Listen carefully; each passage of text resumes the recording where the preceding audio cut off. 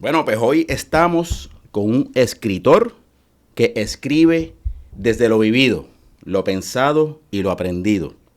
Es documentalista, fotógrafo, escritor y lucha por la soberanía y libertad de Puerto Rico. Hoy en Desde Cero, un clase de poscatazo que nos vamos a tirar aquí hoy.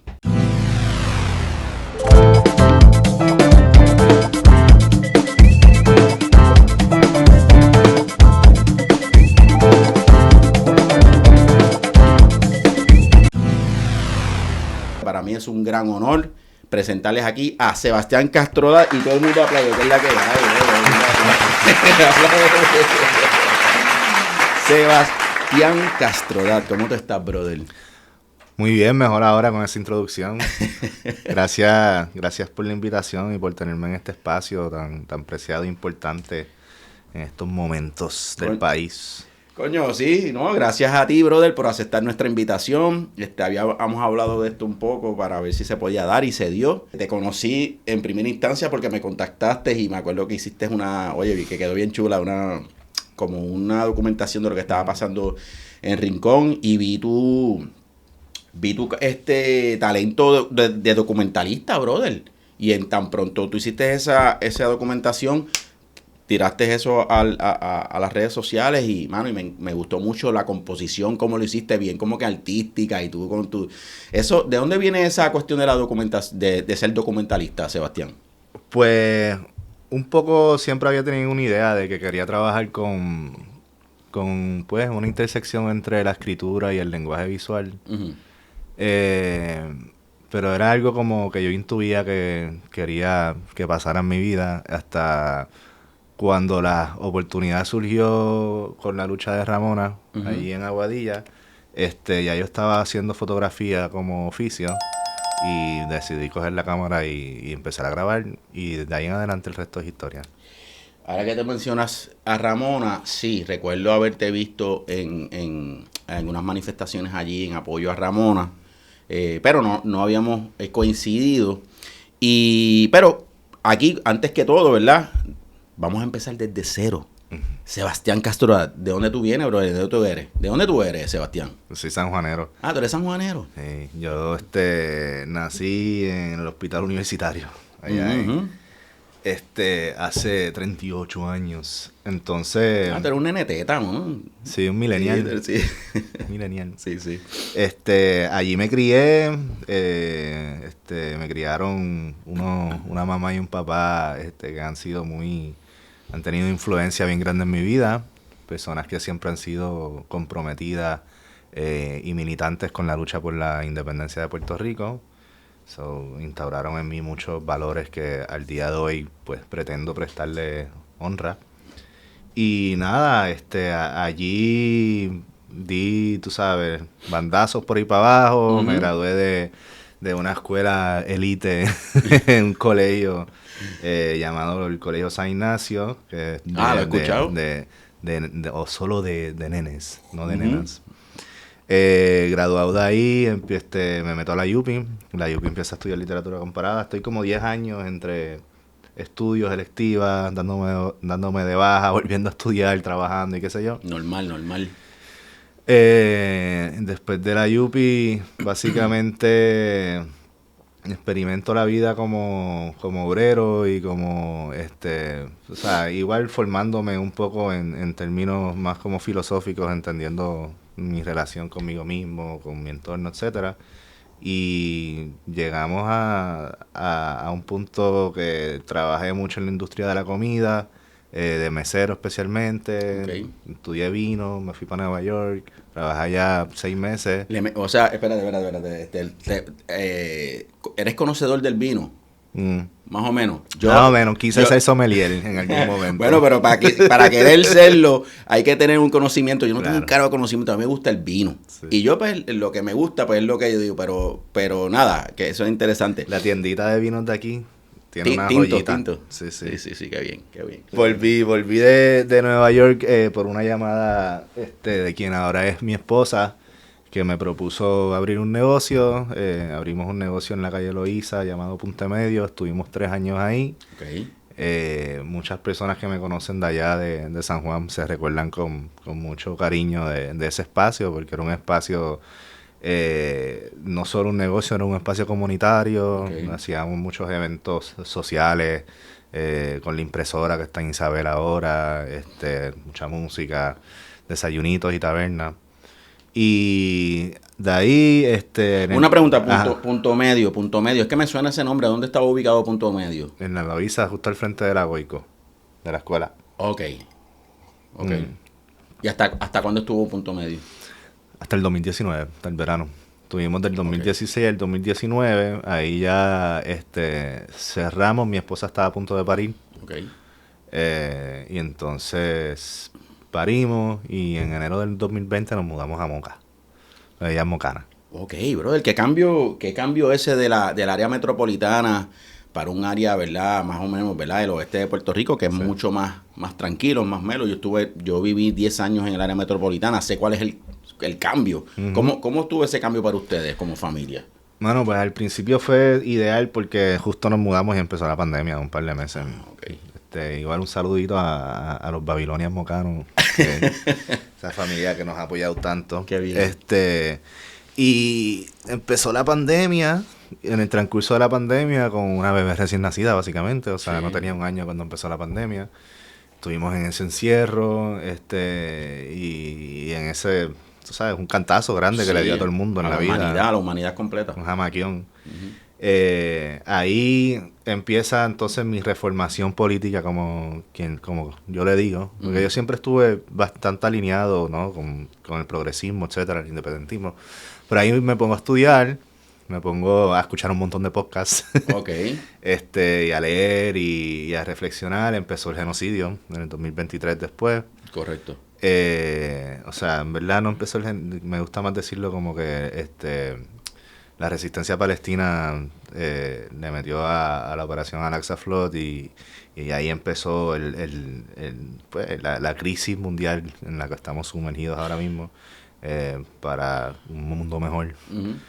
Y entre eso y trabajando, ahí más o menos empiezo con los proyectos de salir a la calle a uno ser activista. O sea, me recuerdo que poco después del 7 de octubre del 2023, un mes o 2 meses, no me recuerdo cuándo, organicé una marcha en la número 2 uh-huh. por a favor de la resistencia palestina. Okay. Y de ahí entonces empecé a sumergirme en pues las luchas en general y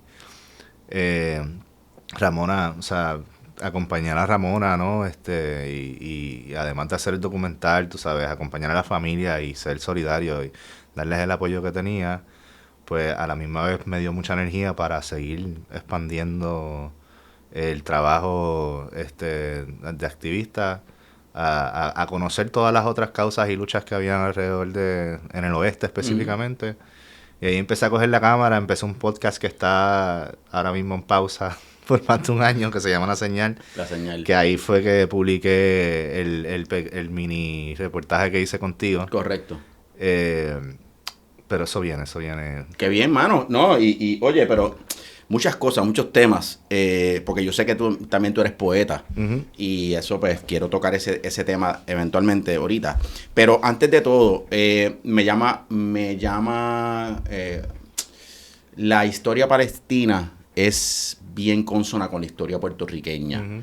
En los años 70, el caso de Puerto Rico y Palestina se vio en la ONU, cuando surge aquello de la comisión, que estaba Juan Maribra, sí. Y estaban otros compañeras y compañeros. ¿Estaba ahí? Ok, pues surge esta comisión que son los países que están colonizados, uh-huh. Y recuerdo que ahí es cuando se ve por primera vez el caso de Puerto Rico y Palestina al mismo tiempo sobre la cuestión colonial. Y desde ahí, pues, yo tengo conocimiento de la situación palestina, también a través de otros compañeros que estuvieron ligados precisamente a esas luchas en Palestina y que eran, ¿verdad? Ya eran nuestros maestros, como por ejemplo el compañero Alberto Márquez, que ya no está en esta dimensión, pero que recuerdo que él sí fue parte de aquella resistencia y como solidaridad entre Puerto Rico y Palestina, pues estuvo en esas primeras intifadas por allá. No Sí, y que pertenecía al PCP y todo ese tipo de cosas. Y el MPI, bueno, el PCP principalmente. Así que me llama mucho la atención ¿verdad? Eso que tú estabas hablando y cómo te identificas específicamente con la resistencia palestina. Y que vamos a hablar un poco sobre eso. ¿Qué tú opinas sobre antes de llegar al genocidio? ¿Qué tú opinas sobre la resistencia palestina, ¿verdad?, en contra de toda ese desplazamiento brutal? Pues, empezando, y no es que yo sea el fiel creyente de la ley internacional, pero el derecho a resistir a través de las armas está garantizado, creo que en la Convención de Ginebra, pero está codificado en la ley internacional, ¿no? Como que, así mismo como la resistencia palestina se ampara en eso, también se ampararon facciones de grupos armados puertorriqueños. Uh-huh. O sea, ahí hay un paralelismo bien grande, ¿no? O sea, el viaje de que los macheteros y otros grupos tenían uniformes, tú sabes, es porque ellos se están dejando llevar por este código internacional en donde dice, pues tú tienes derecho a resistir, pero tienes que cumplir con estas reglas. ¿Verdad? Porque tú te estás declarando una guerra al invasor. Tú estás hablando de la resolución 1514, no 1541, pero creo que es la resolución, sí, que es la que más o menos establece que los pueblos colonizados tienen el derecho a defenderse y a proclamar su libertad. Yo soy bien malo con recordarme de los nombres. pero yo me imagino que ese era el marco teórico o el marco legal para poder trabajar operar en ese tipo de lucha. Sí, porque te estás amparando de un derecho de las naciones. Correcto. ¿No? Y sí, no, definitivamente, o sea, los paralelismos entre... vamos a enfocarnos en Palestina igual. Sí. Palestina, todos sabemos que ha sido un país de hace cientos y cientos y cientos de años, ¿verdad? Para la Primera Guerra Mundial, cuando gana, ¿verdad?, la facción ganadora, ellos en el 1917 tienen una reunión secreta entre los franceses, los ingleses y algunos otros países europeos, en donde ellos acuerdan, se me olvida el nombre de la reunión, donde ellos acuerdan dividirse la región, ¿verdad? Dicen, mira, cuando esto acabe, pues entonces nosotros podemos como más o menos dividirnos el bizcocho. Uh-huh. Y cuando eso pasa, Palestina cae bajo el dominio de Inglaterra a través de lo que se conoce como los mandatos coloniales que se establecen en el Tratado de Versalles, si no me parece, cuando se crea la Liga de las Naciones, que es el precursor a las Naciones Unidas. Correcto.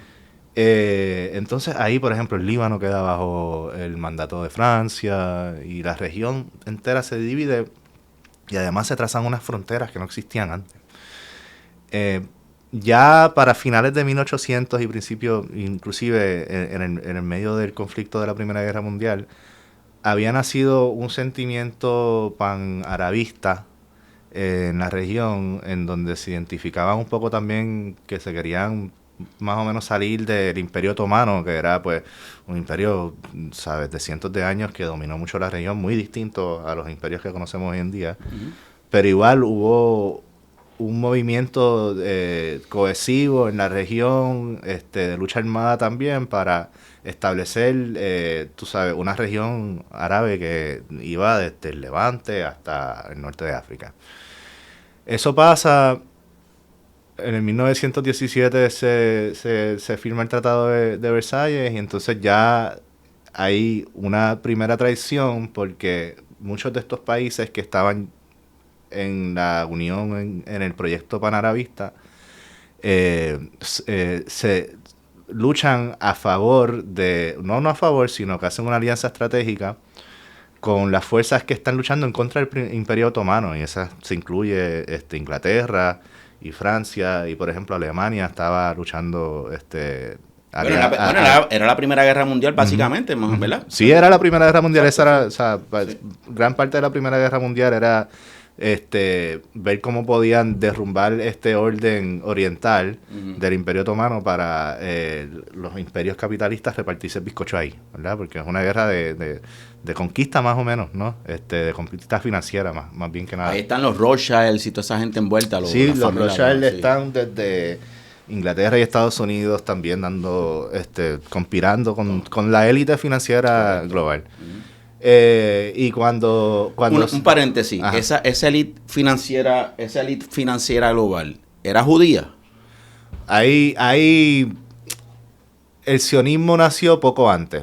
Se estaba conformando una élite sionista para esos momentos, pero es interesante que menciona, o sea, porque estaban pues, los judíos supremacistas, que son los sionistas, y está el pueblo judío, ¿verdad? Que en gran parte han sido, o sea, después en el holocausto de la Segunda Guerra Mundial, eso es otra conversación, pero es bien interesante cómo se da la división entre los mismos sionistas que hasta apuestan a que algunos otros tipos de judíos se queden en Alemania, ¿no? Esto es, tú sabes, para pelos también. Sí. Pero ese sionismo, que el sionismo se establece en el 1897, se conforma como política ideológica. En el 1916, me parece, en medio de todo esto también, Inglaterra firma el Balfour Declaration, y ahí es donde Inglaterra establece que en caso de que ellos sean victoriosos, ¿verdad? Y asuman el control sobre Palestina, van a declarar a Palestina como el nuevo hogar del pueblo judío. Ahí ya se está formando, ¿verdad?, la estructura para que haya una inmigración masiva de personas judías de todas partes del mundo hacia Inglaterra, hacia Palestina. Termina la Primera Guerra Mundial. Algunos dicen que nunca ha terminado porque después se convierte en una guerra colonial, ¿verdad? Y de facto, pues Inglaterra es el que manda en Palestina, y ellos hacen política pública como que motivan a que haya una inmigración hacia Palestina de parte del pueblo judío, y ahí empiezan a darse muchas contradicciones entre pues las personas las personas palestinas que ya vivían ahí y las personas que empiezan a llegar de afuera, porque obviamente en cuestiones laborales van habiendo más competencias, en cuestiones de territorio se están quedando con muchos territorios, o empiezan a agudizarse esta serie de contradicciones que en el 1936, me parece, explotan en lo que se conoce como The Great Arab Revolt. No sé, una revuelta que hubo, una revolución una revuelta organizada que empieza desde el ámbito laboral, pero es porque sí hay demasiado influx. Se establece como que Inglaterra establece una moratoria en un número particular de personas judías que podían entrar a Palestina, y entonces ahí empieza esta lucha en donde más o menos se cristalizan estos bandos entre el sionismo y la resistencia palestina, más o menos como la conocemos hoy en día, ¿verdad? Obviamente en el 1948 sabemos lo que pasa. O sea, el Great Arab Revolt dura como... no me recuerdo cuánto dura, pero dura un par de años. Y las personas que mueren del lado de Palestina son mucho, mucho mayor a las personas que mueren del lado sionista o del lado británico. Seba, para el que no está escuchando. Cuando hablamos de sionismo, el sionismo es una política ideológica de apropiarse de lo que es Palestina y entonces colonizarla y poblarla con judíos, que es el pueblo escogido, y utilizan toda esta verborrea de que es el pueblo escogido. Ese es el sionismo. Sí, el sionismo igual empieza como una ideología secular, ¿no? Que utiliza la religión judía para establecer pues, un nódulo de control, o un nódulo donde pudiesen amplificar sus políticas ideológicas, económicas, financieras, etcétera. Okay. Pero volviendo al 1948, en el 1948 pues sabemos que ocurre la Nakba, ¿verdad? Que es lo que le conocen como la catástrofe, o sea, esa es la traducción de la palabra, y es cuando varias facciones de ejércitos organizados sionistas empiezan a atacar a un montón de pueblos y poblados palestinos, empiezan a expulsar forzosamente, masacran a gente, expulsan a 75,000 personas palestinas de sus poblados, o sea, centenarios, milenarios a veces. Pregunta, porque ocurre la Segunda Guerra Mundial, termina la Segunda Guerra Mundial, hubo unos refugiados judíos que llegaron a Palestina y los palestinos con los brazos abiertos los reciben. Eso, eso es lo que tengo entendido. Vamos a ver. Los reciben como que refugiados, no se preocupen, bla, bla, bla, y al poco tiempo esos refugiados judíos se adueñan o entonces quieren entonces adueñarse de las propiedades de los palestinos. Sí. Eso más o menos es lo que es. Los reciben, pero, o sea, no es tan blanco y negro como que todo el mundo los recibe con los brazos abiertos, porque ya habían habido muchos índices de tensiones, ¿no? Porque los mismos problemas por los cuales los palestinos lucharon en el 36 se agudizan después de la Segunda Guerra Mundial. Okay. Algo que vale la pena recordar es que el Herzl, que es el fundador del sionismo, o uno de los primeros ministros de la movida israelí en Palestina, llegan a unos tipos de acuerdos con los mismos nazis, de que como que, ok, vamos a recibir este cierto tipo de judíos acá, pero allá como que vamos a, tú sabes, como que no vamos a recibir a todo el mundo, necesitamos que estén más o menos alineados con la ideología sionista. Okay.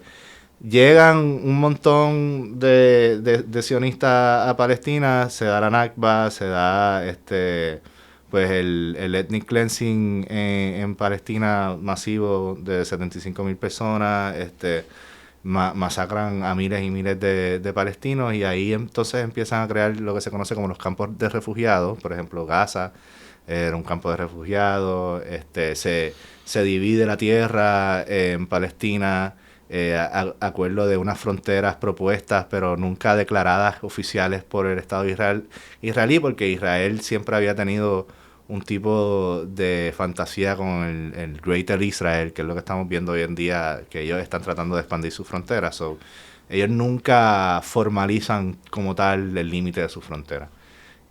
También hay muchísimas personas palestinas que emigran a Jordania, que es el estado que le queda al este a Palestina, hace frontera, y de hecho se convierte, o sea, la mayor parte de la población de Jordania en esos momentos eran palestinos.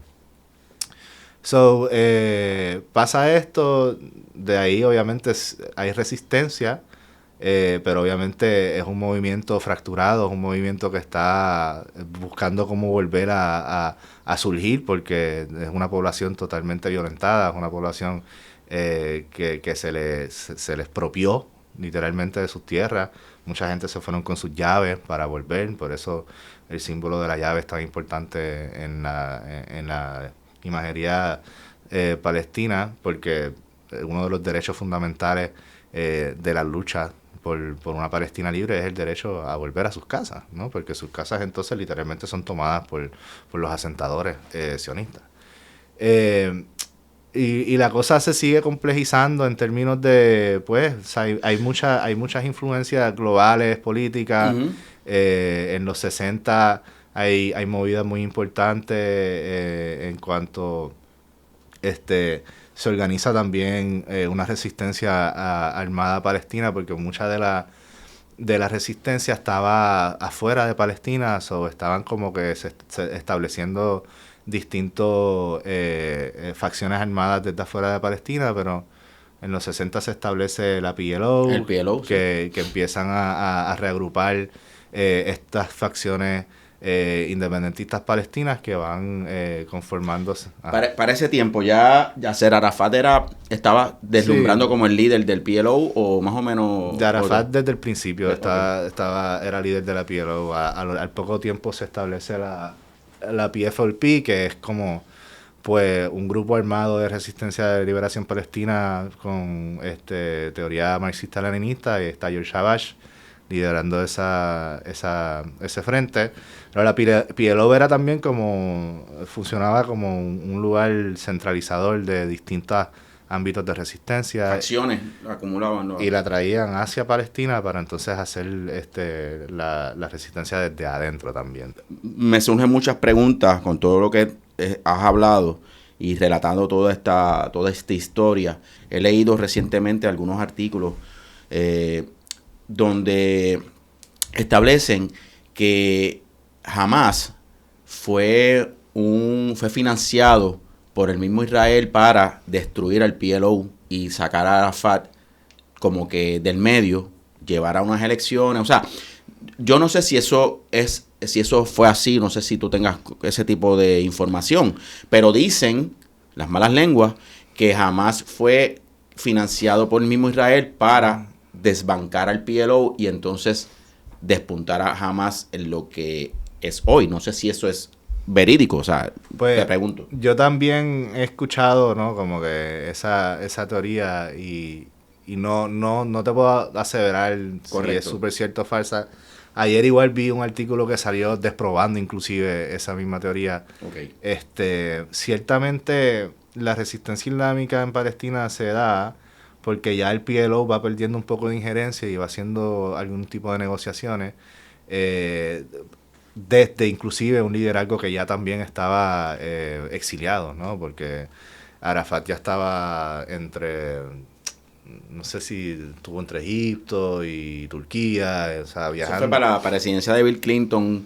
Para Bill Clinton lo que sucede es los acuerdos de Oslo. Y ahí es donde más se dan estas contradicciones entre la PLO, que va proponiendo hacer los acuerdos con que incluso el mismo Edward Said, que es uno de los teóricos históricos políticos de la historia de Palestina más importante, está como que crítico sobre una persona que colaboró en cierto momento con el PLO, diciendo como que esto no pinta bien para el futuro de los palestinos y mucha gente dentro de misma Gaza estaban claros de eso.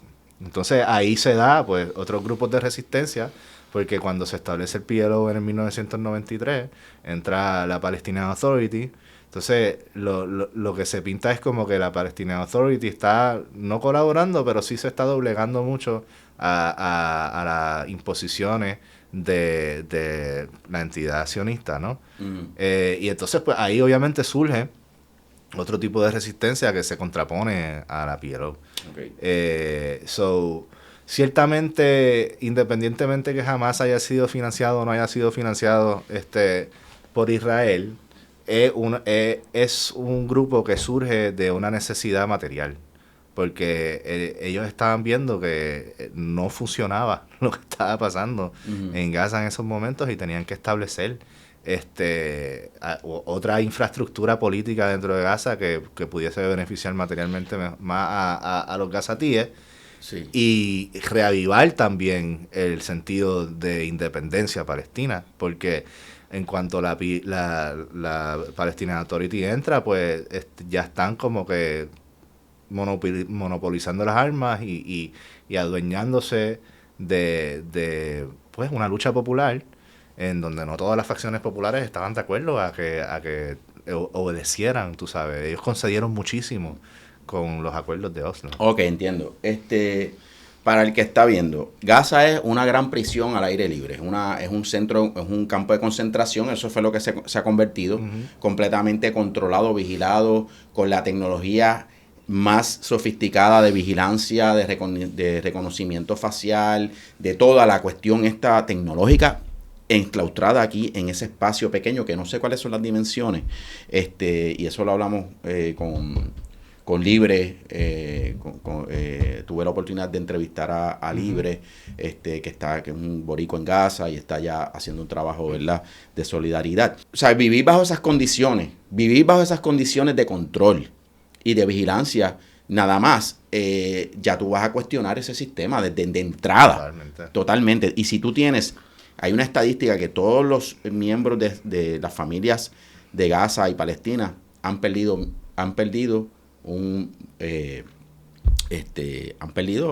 asesinado miembros de su familia. Más ahora que hay sobre 70... Bueno, yo no quiero hablar de cifras porque las cifras yo creo que son muchísimos más. Pero claro, sobre 80,000 niños muertos, sobre yo no sé cuántas... O sea, es una barbaridad, es una barbarie.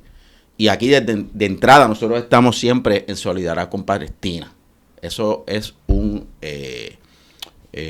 una postura de este espacio. Y vamos a hablar del 7 de octubre un momentito. Uh-huh. En un sitio que está tan vigilado, tan controlado, tan ahí, las fuerzas sionistas se tardaron más de 8 horas en actuar, o eso es algo raro, eso es algo, o sea, ¿permitieron que eso ocurriera? ¿O fue o sea, qué tú opinas sobre ese operativo? Vamos. Al-Aqsa Flood puede, o sea, ponte que igual sí los israelíes. O sea, yo no quiero quitar mérito a la resistencia, ¿entiendes? No, ahí voy. Es como que ponte que sí, igual Israel, los servicios de inteligencia, que es muy improbable, sabían que eso venía planificado, y hay muchos detalles del día que conducen a tú sabes, a concluir casi que sí. Que era como un autogolpe de momento. Ellos sabían. Sí. Obviamente el Estado sionista lleva muchos años tratando de deshacerse de la población gazatí, ¿no? Porque la población gazatí está... uno es el núcleo de resistencia más ferviente de Palestina, ¿no? Porque ellos llevaban, ¿cuántos? 20 años bajo asedio. Uh-huh. Después de que expulsaron a las poblaciones israelíes que quedaban en Gaza. Son un ejemplo no solo para los palestinos, sino como para la región y para el mundo entero. Uh-huh. En parte se puede pensar que ellos sí estaban buscando una excusa para cometer el genocidio que cometieron, ¿verdad? Okay. Porque en ese sentido le abriría las puertas a poder seguir desestabilizando la región y llevar a cabo su plan de Greater Israel. No, ya van por Irán. Pero la otra, y mira, o sea, yo no soy científico político, yo no soy experto en nada de esto, yo soy Juan del Pueblo que lee y que escucha y que se postura, tú sabes, con personas, tú sabes, que aprende de personas que saben y un poco intuyo el camino correcto que yo pienso sobre los análisis de las personas. Sí. La resistencia palestina, de la mano de Yahya Sinwar, estaban... planificando el 7 de octubre, que no pasa en un vacío, obviamente. Sabemos que se considera un genocidio lento desde la Nakba, lo que le están haciendo a los palestinos. El 2023 fue el año donde más violencia de asentadores hubo en lo que es Cisjordania y el resto de la región. Prisioneros secuestrados de parte de las fuerzas de Israel. Hay un movimiento hacia un levantamiento claro en donde se coordina pues Al-Aqsa Flood. Entonces hay pues académicos, ¿no? Islámicos y que son expertos en la resistencia y la historia de la resistencia que hablan sobre un tipo de teoría aceleracionista de parte de la resistencia palestina, en donde ellos necesitaban atacar para convocar un conflicto mayor, para que el sionismo, bueno, este es un paréntesis, el sionismo depende de un tipo de victimización especial para que el mundo entero, que es lo que llevamos viendo por los últimos 50 años, les permita hacer todas las barbaridades que hacen, porque todo se reduce a un juego de que, no, si tú hablas en contra del sionismo, eres antisemita, ¿verdad? No, eso cuando los verdaderos semitas son los palestinos, que tienen la genética de los verdaderos semitas, y que por cierto en Israel es prohibido hacer análisis de genética, tú no puedes hacerte estudios. Casualmente. Sí, casualmente. Estaba buscando las estadísticas. Ajá. No aparece, quería la estadística de víctimas asesinadas antes del 7 de octubre, no aparece específicamente. Lo que aparece es 77,000 muertes hasta diciembre del 2025 desde el 7 de octubre, 77,000. Sí, y sabemos que esos son pero hay estudios que dicen que están sobre los 100,000 y eso está fácilmente, esa gente desaparece, los cadáveres, además es una barbaridad. Sí. Pero entonces, pues Al-Aqsa Flood se presenta, atacan, están derrumbando el mito de la invisibilidad, de la, tú sabes, de la fortaleza más impenetrable del mundo, con diggers y con, tú sabes, máquinas y con paragliders. Sí. Obviamente, los sionistas lo que hacen es propagandizar e inventarse todas estas mentiras para justificar un genocidio, o sea, sin precedentes en nuestras vidas. No, empezaron a decir de que habían cortado cabeza a los niños, que lo habían metido en estufas, que lo mismo que ellos hacen con los niños palestinos, ellos se estaban diciendo que los palestinos habían hecho eso. No apareció ni una foto, evidencia, nada sobre ese hecho. El refrán dice, cada acusación es una confesión. Correcto. Y de hecho, una buena parte de las personas que murieron el 7 de octubre en el Estado sionista fueron asesinados por su propio gobierno. Correcto. Había un concierto en el Rave ese. Sí. Dicen que fueron los mismos helicópteros. Total, estaban disparando todo lo que movieran. Exacto. Todo lo que vieran. Sí. Entonces, lo cierto es que después del 7 de octubre el mundo cambió, ¿no? El mundo cambió porque se le empezó a quitar la máscara al imperialismo. Y la cosa es que, pues, esto es otro tema. Sí. Israel es un nódulo del imperialismo de Estados Unidos, muy importante, que es la ficha que ellos tienen ahí para controlar la región de Asia Occidental, de Asia Oriental.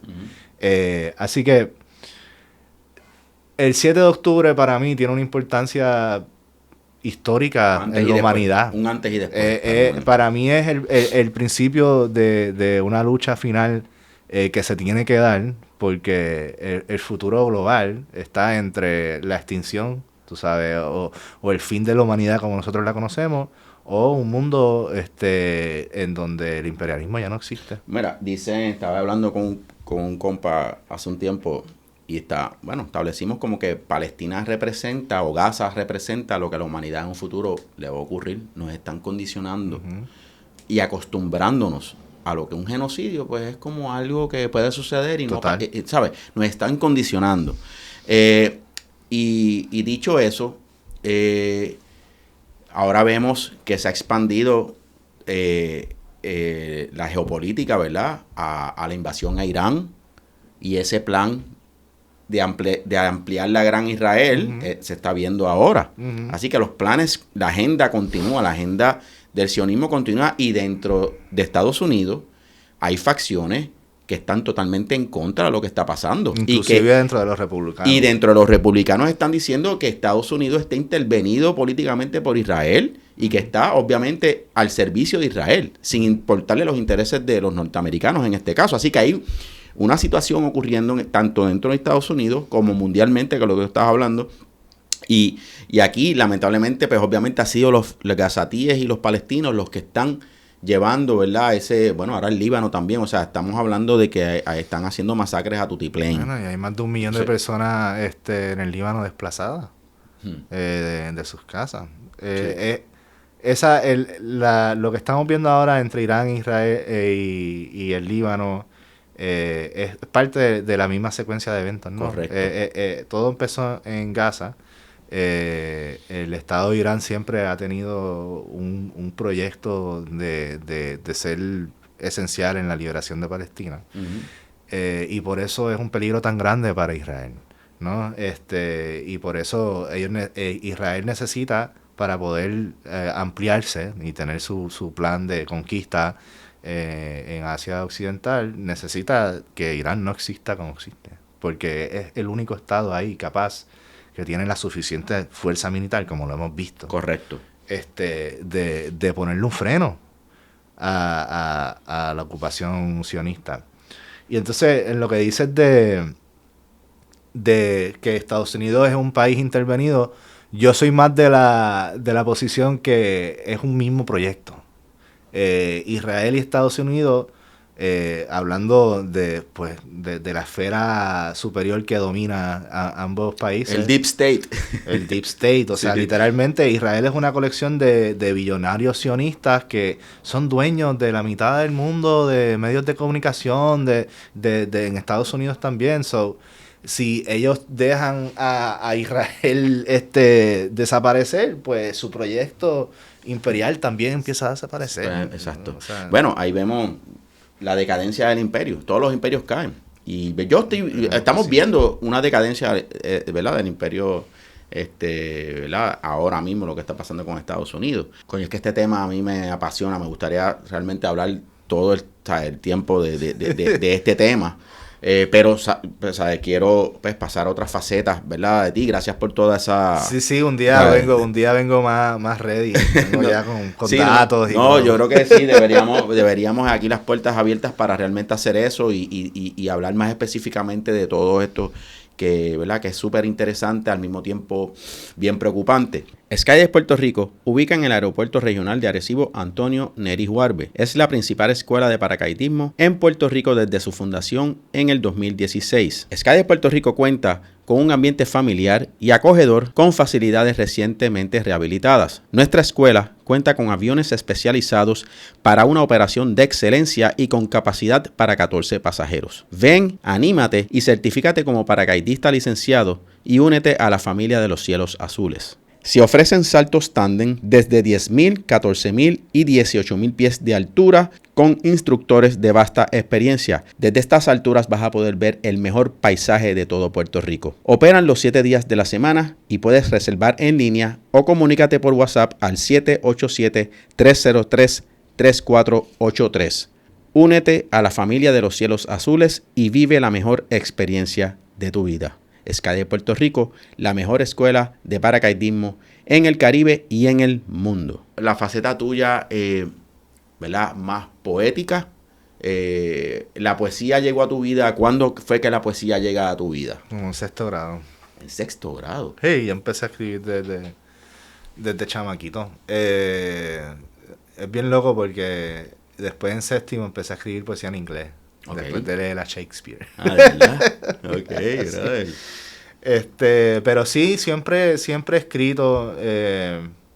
Por razones de la vida nunca me he propulsado a ser un autor publicado. Uh-huh. Aunque sí he colaborado en un par de publicaciones, ¿verdad? Pero no tengo un libro ni nada. Pero una de esas cosas de esos proyectos que quisiera darle forma en el futuro cercano. Sí, ¿no? Yo he visto varias publicaciones tuyas en redes sociales. Tú hablando y tú, ¿verdad?, expresando poéticamente un mensaje. Uh-huh. A veces tengo que volver a escuchar para ponerme al día y entender, ¿verdad?, no la narrativa, sino los términos que a veces, ¿verdad?, la poesía a veces hay que volverla y uno aprende a identificar cosas que no descubriste cuando la leíste por primera vez. Y sé que eres un escritor también y escribes artículos, ya sea, he visto artículos tuyos en Marea Ecologista, uh-huh. He visto artículos tuyos en el semanario Claridad, uno que se llama ¿Cuál será el futuro de Borinquen? Que lo escribiste en el año pasado precisamente, en abril del 2025, que me llama mucho la atención. Casi ¿sí? Cumple un año. Un año, sí, ya, brother. Y excelente artículo. Este artículo lo pueden buscar. Es muy, muy interesante.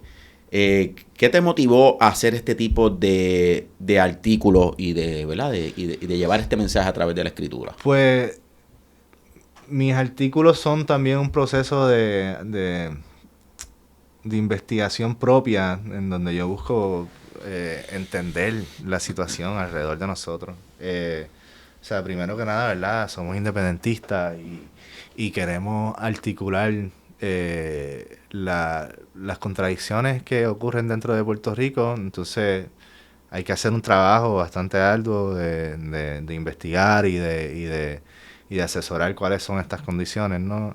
So, cuando yo escribo este tipo de artículos es parte de un proceso mayor de yo adquirir entendimiento, pero a la misma vez cuando siento que entiendo más o menos algo, me gusta siempre compartirlo, uno, para ver, tú sabes, si es que en efecto otras personas también lo ven de esta manera y yo no estoy loco volviéndome aquí pensando en todas estas cosas y viendo todas estas conexiones, ¿verdad? Eso es también un ejercicio social y para fomentar un tipo de comunidad en el pensamiento. Y dos, yo también soy socialista, también un ejercicio de profundizar sobre cómo la economía y cómo los movimientos dentro de la política siempre están anclados a un requerimiento mayor de parte del capitalismo, ¿no? De sacrificar todo lo existente, todo lo vivo, extraer de todo y codificar leyes y estructuras de país que pues terminan siendo totalmente detrimentales para nosotros, como hemos podido ver. O sea, mira a Puerto Rico y vas a ver cuál es el estado de nuestra nación y todo el mundo va a estar claro en que está bien jodida la cosa. Jodida la cosa, bien cabrón. Oye, tengo una... Ok, a veces yo planteo que lo que estamos viviendo, la humanidad está viendo, lo que vivimos en Puerto Rico, ya dejó de ser capitalista, o sea, ha mutado a otro tipo de sistema, no sé, el primero que yo escuché hablando sobre que vivimos en una empresa mundial S.A. fue a Daniel Stulin, un escritor, creo que él es ruso, y él escribió un libro que se llama El Club Bilderberg y después escribió varios artículos hablando sobre que quienes gobiernan el mundo es una empresa mundial S.A. Él le llama a sí mismo empresa mundial S.A. O sea, ya las empresas tienen más poder que los países soberanos. Uh-huh. Y entonces estamos en una era que veo que tú también luchas por una era postcapitalista. Uh-huh. ¿Cómo tú lo ves? ¿Cómo tú ves esta realidad que vivimos? O sea, ¿esto es capitalismo o esto es otra pendeja? Mira, inclusive hay muchos teóricos, está Varoufakis hablando de que estamos viviendo en un tecnofeudalismo y qué sé yo. Yo todavía lo veo que estamos en el capitalismo. Lo que pasa es que también estamos dentro de una de las expresiones máximas del capitalismo imperialista, ¿no? Y el capitalismo imperialista es una cuestión que organiza el poder centralmente entre unas élites financieras y tú sabes, actores de obviamente mucho capital que van buscando expandir el control sobre el mundo entero a través de el colonialismo o el neocolonialismo o las guerras para poder extraer recursos naturales, abrir nuevos mercados financieros, etcétera. Pero nosotros estamos viviendo en los momentos más extraños y más violentos de esta historia y esperemos que los últimos. Todavía yo creo que estamos en un momento capitalista bien intenso, bien complejo, todavía dominado por los Estados Unidos y sus aliados europeos, que estamos empezando a ver fisuras dentro de toda esta estructura, ¿verdad? En efecto, por la guerra que ellos se tiraron en contra de Irán. Sí, no, está el garete. Y estamos viendo las contradicciones internas del propio modelo imperialista, en donde, pues, en Estados Unidos se apostó por mover toda la capacidad productiva a otros países del mundo del sur global. Porque obviamente, pues, ese es el modelo, ¿no? del capitalismo. Tú tienes a países subyugados a tu orden económico, en donde tú les controlas a ellos los modelos estructurales de producir en sus países para que a ti te salga bien barato todo. Uh-huh. Y tú dominas a esta gente a través de ciertas tácticas, ya sea la violencia abierta, uh-huh. ya sea el control que tú tienes sobre una clase dominante dentro de ese mismo país, que hay gente que le dice la clase comprador, o en Puerto Rico podemos pensarlo como la cloaca política de este país, ¿verdad? Que está siempre al servicio del capital extranjero. Sí. So, estamos viendo como que estamos viviendo en el momento en donde las contradicciones están aflorando a tal nivel que es bien confuso todo. Es confuso, no, o sea que no hay tal, en tu opinión, no hay tal cosa como un capitalismo. Hay unos, Oliver Stone, recuerdo que hizo un documental sobre Fidel y él establece como que no, que el capitalismo, o sea, que hay un capitalismo que era como más benefactor que el otro capitalismo que es más imperial, como tú estás hablando. ¿Eso existe? ¿Hay dos tipos de capitalismo? Yo pienso que quizás Oliver Stone se estaba refiriendo ahí a la época de Roosevelt, después de la Segunda Guerra Mundial. Okay. Y eso es interesante porque cuando se dan todos estos programas sociales, Roosevelt impulsa un capitalismo benefactor por la superficie, pero a la misma vez igual está jodiendo a otros países, ¿verdad? Uh-huh. Pero el capitalismo benefactor se ve en Estados Unidos. No se ve en el resto del mundo. Bueno, ya ni eso en Estados Unidos, eso está todo No, jodido. ya eso se jodió, pero No, en esa época de Roosevelt, esa movida que él se tira es en relación a que hay otro bloque gigante en el mundo que tiene un modo alterno al capitalismo, que es el bloque soviético. Correcto. ¿Verdad? Y en Estados Unidos hay una influencia muy grande del movimiento al socialismo. Era una amenaza real para el Estado el que se formara una revolución socialista en Estados Unidos. Sí. So, ellos tienen que ceder. Sí, ellos hicieron un mecanismo de defensa, fue establecer estos programas sociales, que de ahí que sale el seguro social, Totalmente. No sé si fue el horario de 8 horas, todos los beneficios, ¿verdad? Que hay, vacaciones, ese tipo de cosas, que esos son programas sociales, por ejemplo, el departamento de bomberos, el departamento de... el salud, ¿verdad? Como se supone.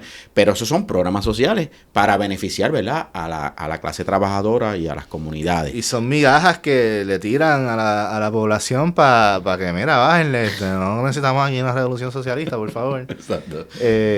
Pero definitivamente para mí no hay un tipo de capitalismo benefactor. Siempre es, por ejemplo, en Estados Unidos, tú sabes, tú puedes hablar de que están los demócratas y los republicanos. Son dos bandos de un mismo equipo, ¿sabes lo que te digo? Son dos caras de una misma moneda.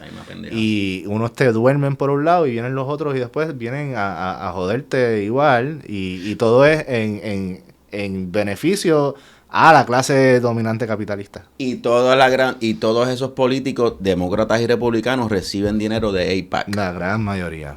No, y hasta los que no, de repente resbalan por el lado de votar a favor de cuestiones a favor de Israel. Correcto. Y yo sé de quién está hablando, pero no la vamos a mencionar. La presidenta. Pero sí, no, definitivamente. Como que ese es el viaje. Ellos juegan good cop, bad cop, no, policía bueno, policía malo. Correcto. Pero a lo que esto está pasando, igual están favoreciendo el colonialismo, están favoreciendo la violencia en el sur global. Entonces se da un tipo de... piensa en Europa. Que todo el mundo dice, no, pero Europa, tú sabes, ellos son capitalistas son países de primer mundo y tienen muchos estados benefactores y qué sé yo. Pero se le olvida mencionar que toda esta arquitectura en donde Europa y en esos momentos Estados Unidos podía mejorar las condiciones materiales de la clase trabajadora de sus países es porque están sacrificando las condiciones laborales del resto del mundo, ¿no?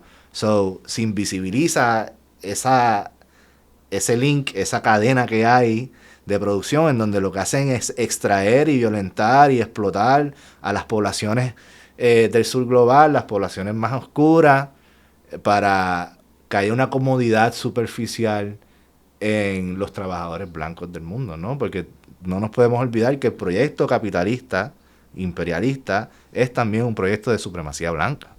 Es racista ese Totalmente. Si la base del capitalismo es la esclavitud, el capitalismo, como lo conocemos hoy en día, empieza a llenar sus arcas de valor con la extracción de personas de África. Y esto es particularmente lo más jodido en Estados Unidos, ¿verdad? Sí. Pero ellos se esclavizan en el Caribe, en Estados Unidos y en Europa reciben los beneficios. O sea, y Estados Unidos se independiza para el derecho de ser esclavista. Ellos. Y que el dinero se queda ahí. No es como América del Sur. Ahora estamos esclavizados con las hipotecas. Ajá, sí, es otro tipo, es una esclavitud económica. La deuda. La deuda completamente. Aquí nadie, ¿sabes? Tú compras una casa, una propiedad, no es tuya la propiedad. Es del banco. Y si no pagas, papo, te la quitan. Así que es una esclavitud moderna. O sea, hay distintos tipos obviamente, claro, de esclavitud, ¿no? Y está la esclavitud racial, lo que estabas hablando. Pero trayéndolo entonces al momento, pues, ahora es más. La esclavitud ahora es más globalizada. Piensa en la guerra civil de Estados Unidos, ¿verdad? Que se dice que se da por la abolición de la esclavitud. Esto es un cálculo que tienen las élites capitalistas del norte y dicen, coño, A nosotros nos sale más barato que las personas no estén esclavizadas y necesitamos expandir nuestras fronteras de extracción y de producción y de fuerza laboral. So, a ellos les interesa también que se termine la esclavitud en el sur. Obviamente esto nunca es una apología por la esclavitud, ¿verdad?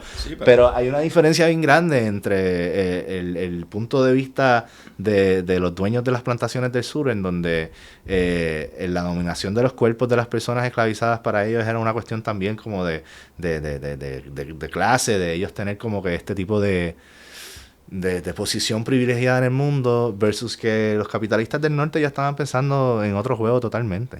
Y ellos, o sea, necesitaban poder tener personas a las cuales endeudar y a la misma vez poder extraerles el valor y esclavizar desde otro. Por eso el término del wage slave, ¿no? Como que pasas de ser una persona esclavizada en una plantación en términos raciales y se abre a todas las personas entonces que quepan bajo, o sea, todos los inmigrantes, todas las personas trabajadoras, pues entonces se convierten en este tipo de wage slave. So,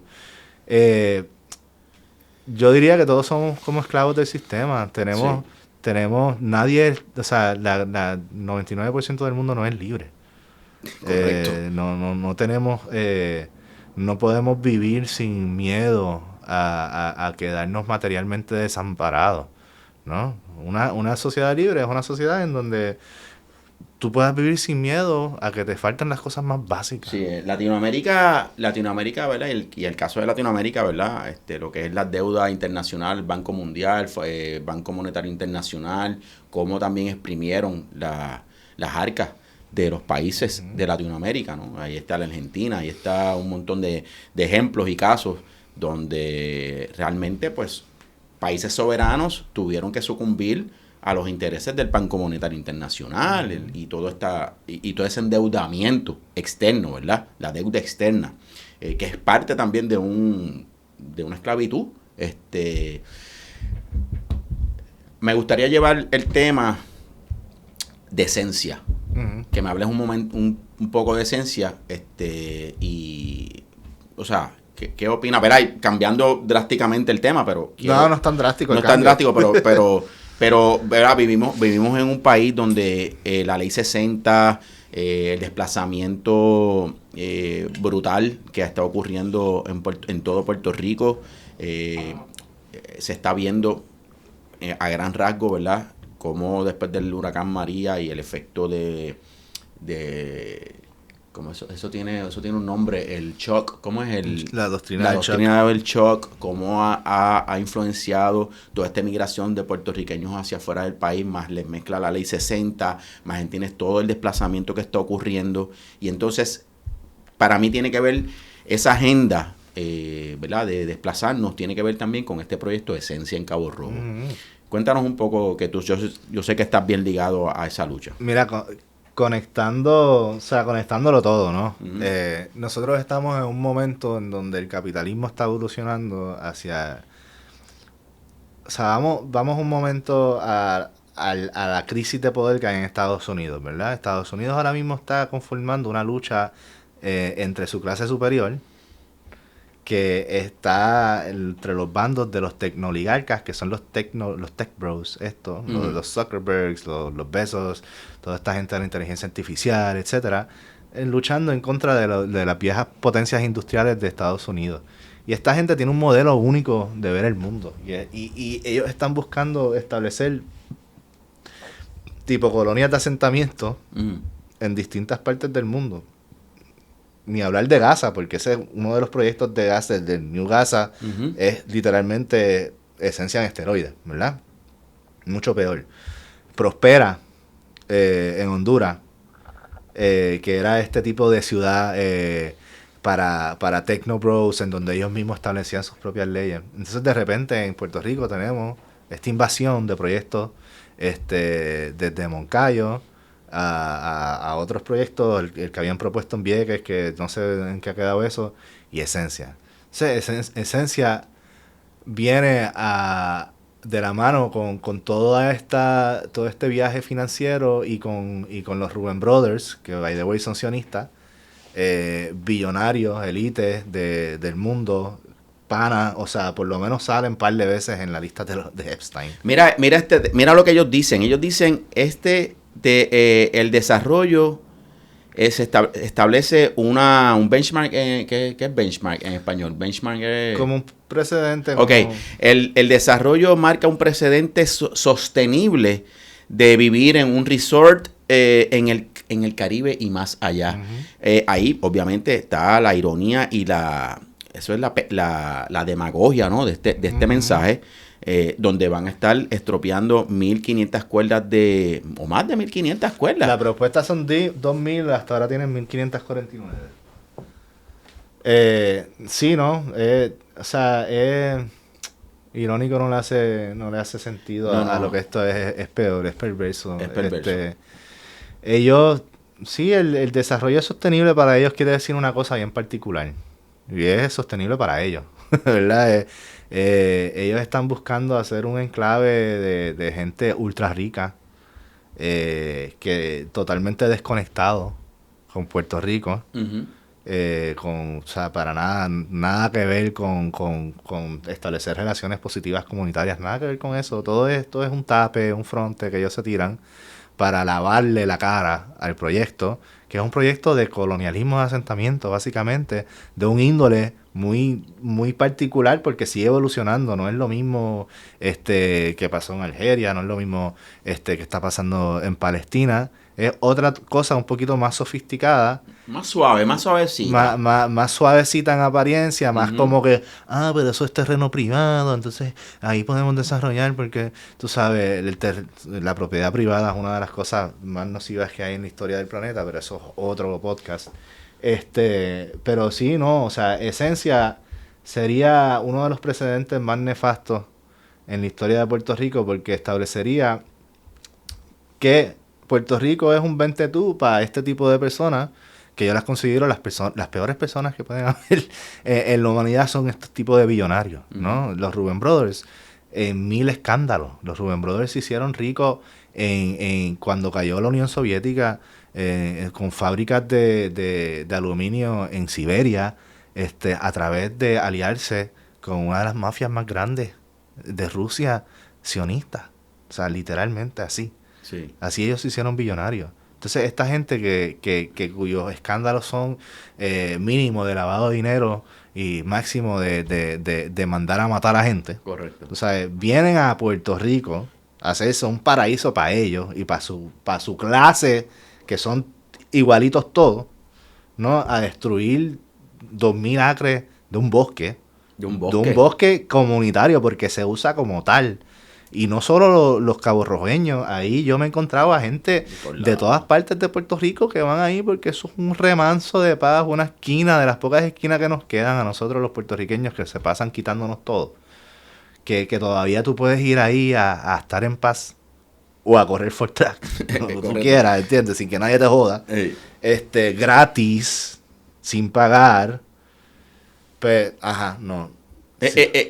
Una de las cosas, y que esto es bello allí, yo cuando chamaco iba mucho a los pozos y demasiadas memorias y historias de ese lugar tan prístino, tan hermoso.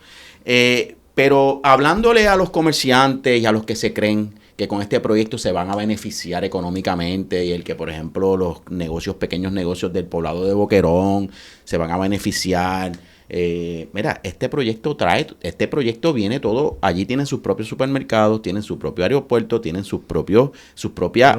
tienen un mall. O sea, no van a comprar a nada afuera. Eso es simplemente es una ciudad dentro de otra ciudad en donde no hay agua, por cierto. Van donde no hay agua y van a dejar no solo a Cabo Rojo sin agua, ¿entiendes? Eso se expande. Por ejemplo, yo le digo a los ostioneros, ¿verdad? Uh-huh. Van a joder, van a matar el hábitat. El nursery más grande de ostras que ustedes tienen, que es ahí en la bahía. Uh-huh. Lo van a joder, porque eso va a crear escorrentías químicas de los campos de golf que van a matar ahí a cuanta ostra haya. Sí. Y si creen que les van a ir a comprar ostras al poblado, esa gente van a volar ostras en jets privados desde fucking Maine o desde... esa gente no va a comer ostras de Cabo Rojo. Exacto. Esa gente tiene sus ostras ya. Tiene sus caviar. O sea, nosotros no hacemos caviar en Puerto Rico. Esa gente lo que va a comer son cosas que ellos van a importar. Seguro. Y si o sea, y ponte que sí vamos a establecer alguna, van a coger a uno o dos comerciantes para usarlos de bandera, para lavarles la cara, y se van a beneficiar esos dos quizás por 3 o 5 años. Pero entonces también, esto es un proyecto que ellos, o sea, se siente inminente. Pero tú sabes cuánto ellos se tardarían en construir este proyecto. El último proyecto en donde los de Three Rule Capitals, William Bennett, que tenía la foto de él ahorita, y el gringo Espérate, este que está aquí. No, ese es Roberto Ruiz, exacto, Roberto Ruiz y William Bennett. ¿Quién es este tipo? Espérate, hombre. Él es dominicano de madre puertorriqueña, él estudió en la Politécnica, en Sagrado también. Tiene cara de triste ahí, eso fue en las vistas públicas, tiene cara de tristeza. Él no quería estar ahí, obviamente no quería estar ahí. ¿Y quién es este individuo? Pues mira, él es ingeniero y él ha trabajado mucho con también lavado de cara de energía sustentable, pero haciendo plantas de gas y cosas de carbon capture, pero también ha diseñado cosas en la República, como uno de los proyectos donde le dieron un premio fue un Amán, que es uno de los también hoteles que quiere venir a Puerto Rico. Eso es una persona que lleva tiempo en la industria, entonces trabajó con el otro socio, que eran 2 socios originalmente, después trajeron a esta otra persona, que yo no sé dónde salió. Eso es aparte de los Rubén Brothers. Estos son los Three Rule Capital. Three Rule Capital es la mano de los Rubén Brothers de ejecutar lo que hay que hacer en Puerto Rico. Ellos representan a Rubén Brothers y ejecutan. Okay. Y entonces está Cabo Rojo Land Acquisition, que era del señor Cacho, que lo compraron los Rubén Brothers a través de trabajadores íntimos de ellos que están listados en registro de corporaciones. Tú vas a ver que hay gente que trabaja con los Rubén Brothers en Inglaterra que están ahí metidos, que son los dueños de la tierra. Pues entonces Three Rule Capital se establece literalmente para hacer este proyecto y no han hecho nada. Nada, ningún proyecto. El primer proyecto de ellos va a ser Esencia. Sí, es como aquella Wildfish, como era... Whitefish, la misma Whitefish, como los contratistas que cogieron el contrato del paseo en Puerta Tierra, que fue una corporación que se creó y de repente se está cayendo en canto. Exacto. Pues esta gente viene de trabajar un proyecto en conjunto en Baja California, en México. Y ese proyecto está saturado de demandas, de extorsión, de fraude, porque ellos estaban trabajando con una corporación desarrollista que se llama Iron Gate, que es una corporación que a donde sea que va, los demandan un montón, porque nunca cumplen con nada de lo que dicen que van a cumplir, ni con las leyes, ni con las promesas a sus clientes. Ese es su historial. Ese es su historial. Ellos vienen de esa escuela, que es con un tipo que se llama Jason Grossfeld, que es hijo de uno de los accionistas más importantes de BlackRock. ¿Ok? Entonces... Y este tipo Jason Grossfeld, si tú vete ahí, vete y busca Jason Grossfeld lawsuits y vas a ver es un website, sale un website literalmente dedicado a las demandas que le tienen a este tipo. ¿Cómo es que se llama? Si no me acuerdo mal, Jason Grossfeld. Hay demandas choretas porque les dicen, mira, para ponerte el inodoro tienes que pagarnos $10,000. O sea, hay un montón de extorsión y fraude en ese proyecto. ¿De dónde viene esta gente que ellos dijeron se iba a construir en tantos años y llevan como 14 años y todavía no se acaba de construir? No, esto es básicamente aquí tuvimos a Lenis Marrero, que es experta en manejo de recursos de agua. Trabajó 19 años en el condado, en Los Ángeles, en California, en programas de sustentabilidad de recursos de agua, y trabajó y la tuvimos aquí. Ella bajo su expertise dice, mira, no hay agua. O sea, un proyecto que en donde no hay agua no hay proyecto. O sea, donde no hay agua no puede haber proyecto. Entonces, la salinidad, nada más el recurso agua, tú quitarle agua a toda la región para dárselo a toda esta gente. Entonces, también ese es el proceso de desplazamiento. Ahí es que tú ves el desplazamiento y toda esta gente, todas las comunidades van a terminar yéndose de ese espacio, de ese lugar, de esa región histórica. Me causa mucha indignación. Y nada, aquí ahorita estamos esperando que venga la gente, las compañeras de Defiende a Cabo Rojo. Esperamos que tú te quedes también con nosotros para que puedas aportar a esta conversación después de la gran marcha nacional contra Esencia. ¿Qué te parece esa marcha que te vi por allí? Genial, un éxito total. Lo más que me conmovió fue ver cómo surgió una ola orgánica de organizamiento y de convocatoria desde un montón de frentes distintos, ¿no? Desde mucha gente, tú sabes, con su iniciativa propia, promocionando la marcha, haciendo videos, haciendo contenido, a un montón de organizaciones. Se notó que la lucha en contra de Esencia y a favor del bosque comunitario es una lucha nacional, uno. Dos, que tiene una importancia neurálgica en la conciencia del país consciente. Uh-huh. Yo desde que empezó esto, yo lo vi como que, mira, esto va a ser el próximo Vieques, tú sabes, como que literalmente ese es el nivel de resistencia que yo veo que esto va a convocar, porque esto está empezando. Esta gente no tiene ni permiso. Y viste cuántas miles y miles y miles y miles de personas estaban en la calle. Bueno, allí dicen que sobre 50,000 personas, ¿verdad? Sobre 50,000 personas. Unas cifras dicen 50,000, otras dicen un poco más, un de esto más estimado. Yo no sé cuánta gente fue, pero fue un montón de gente. Más de gente allí, brother. Impresionante, mano. Y yo tuve el honor de participar. Me llamó Raquelita y me contactó. Mira, que si tú puedes bregar con la cuestión de las consignas y con el compañero Edwin Morales, que es de la Federación de Maestros. Brother, yo estaba tan emocionado que la voz de momento se me... Uh-huh. No salía la voz, brother, y era pues, entiendo. Decía, ¿sabes? La emoción y la gente y la energía, y yo decía, wow, brother, esto. Lisbeth cantando Lisbeth también. La borinqueña ahí en la fortaleza, sí, eso sí, estuvo sí. Cabrón. Yo estaba ahí trepado en la troca esa, grabando eso y viendo todo ese mal de gente. Me imagino que tenías un pietaje, te vi. Con el puño izquierdo arriba, estuvo... vi que estabas, ¿verdad? Documentando. Sí, porque se conformó un grupo de comunicaciones para documentar la marcha y también para abonar a lo que ya yo tengo.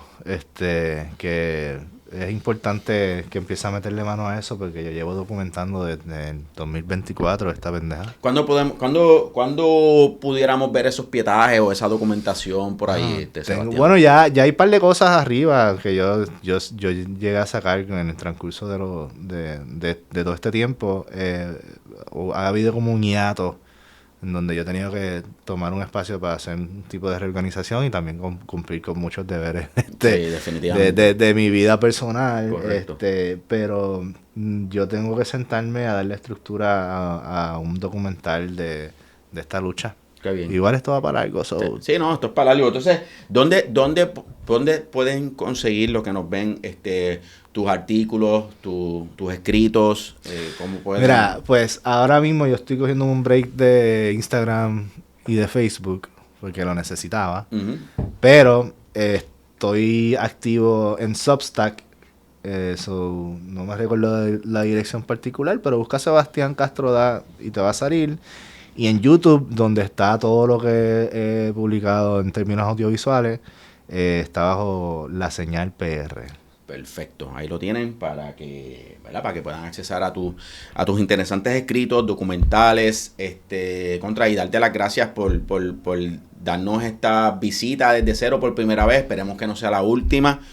Las puertas abiertas aquí, muchos temas a discutir, uh-huh. Muchos temas importantes que tenemos que también dar seguimiento. Y nada, algo adicional, bueno, algo para, ¿verdad? Para resumir, antes de irnos, Sebas. Nada, o sea, Corilla, pues, hay poco tiempo. El futuro de nuestras crías, si tú no tienes crías, sobrinas, nietas, lo que sea, está en la línea en Puerto Rico y en el mundo entero.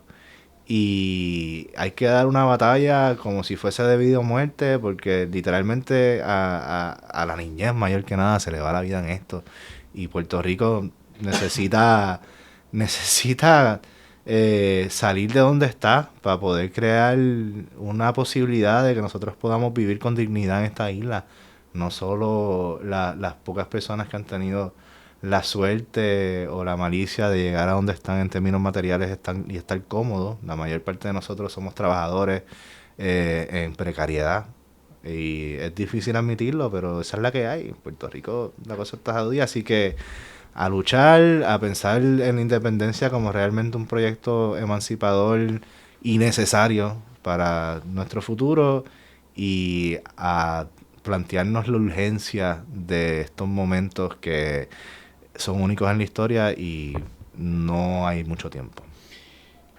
Palabras con luz, aquí con Sebastián Castro Dat. Nos vemos en la próxima, aquí en Desde Cero, tu casa.